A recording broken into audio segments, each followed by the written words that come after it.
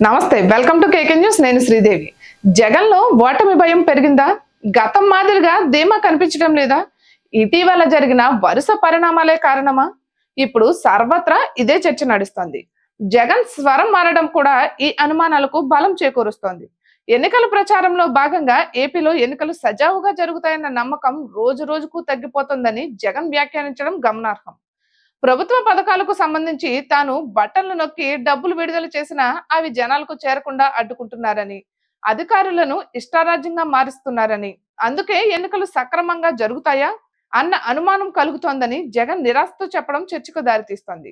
ఏపీలో ఎన్నికలకు సరిగ్గా 5 రోజుల వ్యవధి మాత్రమే ఉంది. ఎన్నికల ప్రచారం పతాక స్థాయికి చేరుకుంటున్న తరుణంలో జగన్ ఈ తరహా వ్యాఖ్యలు చేయడం మాత్రం వైసీపీకి నష్టమేనన్న కామెంట్స్ వినిపిస్తున్నాయి.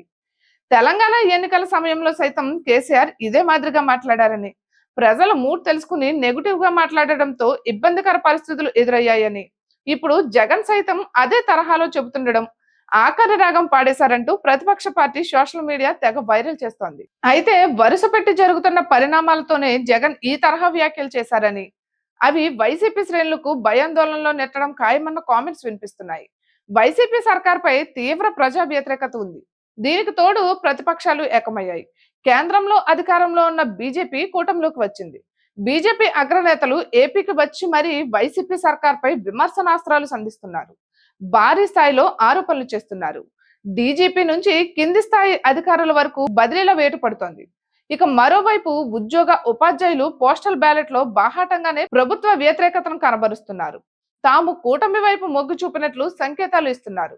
ఇన్ని పరిణామాల నడుమ ఏపీలో నెగ్గుకు రావడం వైసీపీకి కష్టమే. అందుకే జగన్ అస్త్ర సన్యాసం చేశారని, ముందుగానే ఓటమిని ఒప్పుకున్నారని విపక్షాలు తెగ ప్రచారం చేసుకుంటున్నాయి. ముఖ్యంగా సోషల్ మీడియాలో అయితే జగన్ ఆఖరి రాగం పాడేశారన్న పోస్టులు భారీగా వెలుగు చూస్తున్నాయి. తెగ ట్రోల్ అవుతున్నాయి. వైసీపీ శ్రేణులను కంగారు పెడుతున్నాయి. ఇక ఇటువంటి మరెన్నో వీడియోస్ కోసం కేకే న్యూస్ తెలుగు ఛానల్ ని సబ్స్క్రైబ్ చేసుకోండి.